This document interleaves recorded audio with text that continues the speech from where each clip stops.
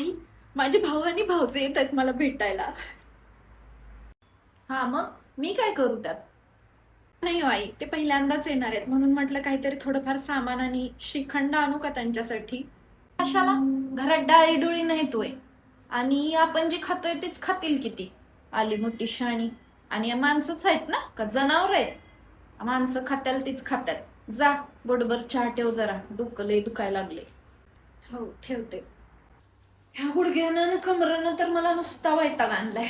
उचल र देवा, आपल्याच्यानं काय काम होत नाही आता. आई, हा घ्या तुमचा फोन. मगाशी तुम्ही झोपलेला ना तेव्हा ताईंचा फोन आला होता, त्या येत आहेत. जावई बी येणार येतोय? अगं बाई, घरातलं सगळं आवर, यादी काढ, सामान आण आणि भाजीपाला बी आणला पाहिजे. 2 दिवस राहणार म्हणल्यावर जरा त्यासनी चांगलं गोडधोड घातलं पाहिजे. चल आवर लवकर पटापटा. तसून बाई, पेन ना वही आण, जरा यादी काढू. उद्याच्याला काय काय सामान लागतंय की बघू.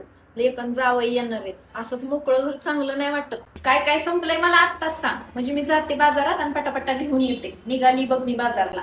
आणि काय राहिलं तर फोन कर मला. आणि इकडं पोछा पटपट मारून घेऊ दे, माणसं आल्यावर परत बसायचं.